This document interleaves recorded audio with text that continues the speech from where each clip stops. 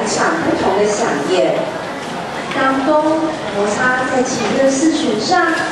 仿佛两人细细的交谈，优美而纤细。不同的演奏技巧，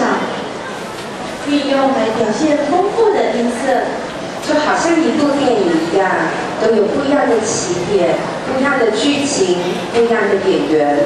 但它都会让我们去思考，让我们感动，让我们想象每一个人的心中都是那一本最完美的剧本。现在就让我们一起来进入这场音乐的飨宴，由小提琴社所带来的郑朝发老师作曲的《东芝变奏》。郑朝发老师是个知名的音乐工作者。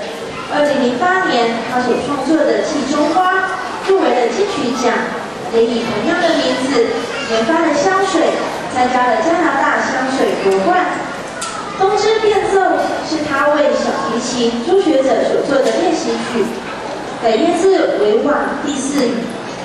四季东第1乐章。现在就让我们掌声鼓励，欢迎